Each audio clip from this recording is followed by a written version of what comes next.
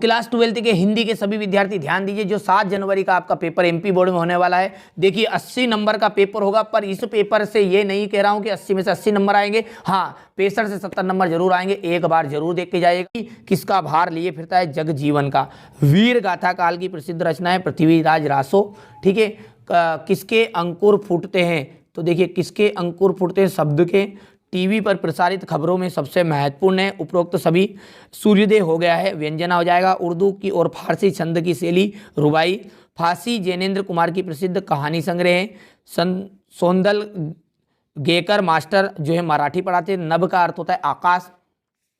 ठीक है।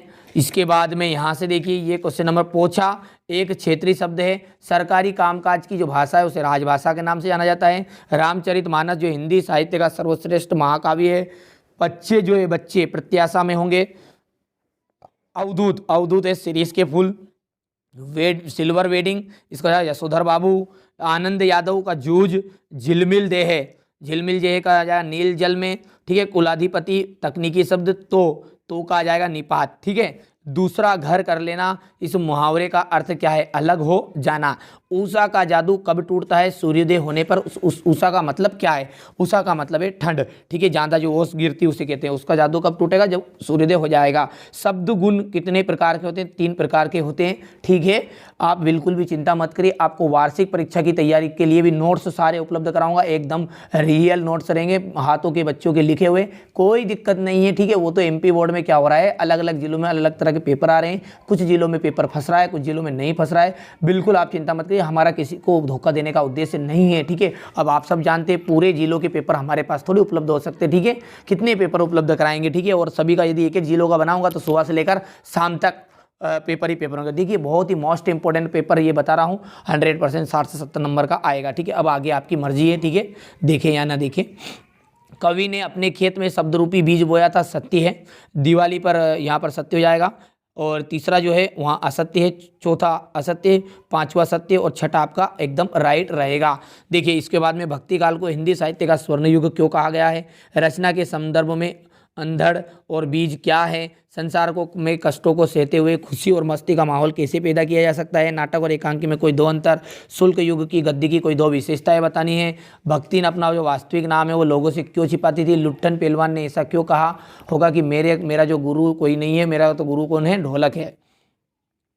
बेर का अचार या मुरब्बा का पल्लवन, बेर जो है क्रोध का अचार या मुरब्बा है, पल्लवन कीजिए, भाव विस्तार कीजिए इसका। ठीक है। कहानी में भाषा शैली का क्या महत्व है?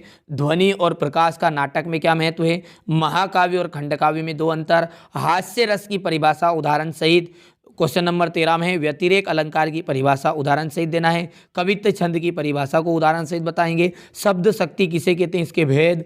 ठीक है। प्रसाद गुण की परिभाषा उदाहरण सहित। इंटरनेट क्या है? मौखिक लेखन से क्या आशय होता है? कुंवर नारायण और शमशेर बहादुर जी सिंह का काव्यगत परिचय निम्नलिखित बिंदुओं पर आपको देना है। फणीश्वर नाथ रेणु और महादेवी वर्मा का आपको यहाँ पर लेखक परिचय बताने हैं। अभ्यास का महत्व पर एक लघु अनुच्छेद लिखना है। संक्षेपण की विशेषताएं, ठीक है, लिखिए। और इसके बाद में यहाँ पर एक क्वेश्चन नंबर 19 है। ठीक है।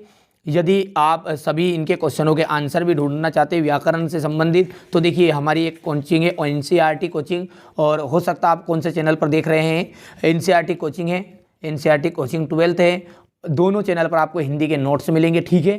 यदि आप दूसरे चैनल देखिए, हमारे बहुत सारे चैनल हमने बना चुके हैं आपके लिए कोचिंग के लिए। ठीक है। अलग अलग विषयों के लिए। ठीक है। तो अच्छे से आप कंप्लीट करिए, पढ़िए आप तो सिर्फ बस, और कोई दिक्कत नहीं है। ठीक है। यहाँ पर देखिए ये क्वेश्चन नंबर 20 है, ये क्वेश्चन नंबर 21।